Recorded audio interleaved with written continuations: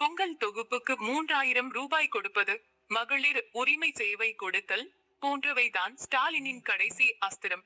ஆனால் வரும் தேர்தலில் மக்கள் தெளிவான முடிவெடுப்பர் எனப்பா ஜ. தமிழக முன்னாள் தலைவர் அண்ணாமலை கூறினார். கோவையில் தமிழக பா.ஜ. முன்னாள் தலைவர் அண்ணாமலை பேட்டி.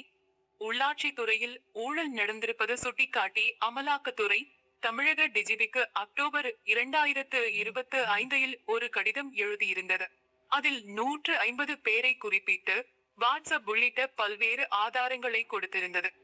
அது தொடர்பாக இதுவரை போலீசார் வழக்கு பதிவு செய்யவில்லை. அமலாக்கத்துறை மறுபடியும் டிசம்பர் 3 ஒரு கடிதத்தை எழுதியுள்ளது. 258 பக்கம் கொண்ட அந்த கடிதத்தில் அமைச்சர் நேரு தொடர்புடைய உள்ளாட்சி நிர்வாகம், குடிநீர் வழங்கல் துறையில் 1020 கோடி ரூபாய் ஊழல் நடந்திருப்பதற்கான ஆதாரத்தை இணைத்துள்ளனர். இன்ஜினியர்களை பணியமர்த்தியதில் ஒரு இன்ஜினியருக்கு 25 முதல் 35 லட்சம் ரூபாய் வரை லஞ்சமாக 882 கோடி ரூபாய் முதல் ஊழல் நடந்துள்ளது. ஊரக வளர்ச்சி உள்ளாட்சி துறையில் ஊராட்சி செயலாளர் எழுத்து தேர்வு நடந்துள்ளது.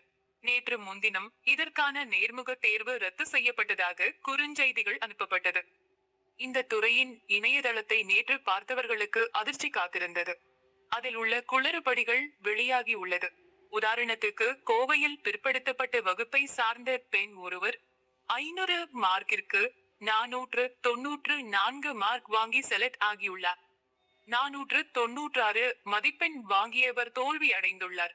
எந்த அடிப்படையில் தேர்வு செய்தனர் என்பது யாருக்கும் தெரியாது. கோவை, மதுரை, கரூர் 3 மாவட்ட பட்டியலை பகிர்ந்துள்ளோம். இதிலும் கூட லஞ்சம் கைமாறி இருப்பதாக தெரிகிறது. வாக்காளர் பட்டியல் தீவிர திருத்த பணியில் இதுவரை 77 லட்சம் பேர் பல்வேறு காரணங்களால் நீக்கப்பட்டுள்ளனர். வரைவு வாக்காளர் பட்டியலில் 12.5% நீக்கப்பட்டுள்ளது ஆச்சரியம் மட்டுமல்ல, அதிர்ச்சியும் கூட. கடந்த தேர்தல்களில் வாக்காளர் பட்டியல் சரிபார்க்கப்பட்டும் கூட வாக்காளர்கள் நீக்கப்பட்டுள்ளனர். இந்த பணியின் முதல் கட்ட வெற்றி இது. 5.6 கோடி வாக்காளர்கள் தான் இருப்பர். பொங்கல் தொகுப்புக்கு 3000 ரூபாய் கொடுப்பது, மகளிர் உரிமை சேவை கொடுத்தல் போன்றவை தான் முதல்வரது கடைசி அஸ்திரம். ஆனால் வரும் தேர்தலில் மக்கள் தெளிவான முடிவெடுப்பர். அடுத்த தேர்தலை பொறுத்தவரை இப்போதைக்கு 4 முனை தேர்தல்.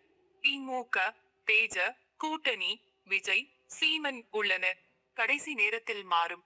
இவ்வாறு அண்ணாமலை கூறினார்.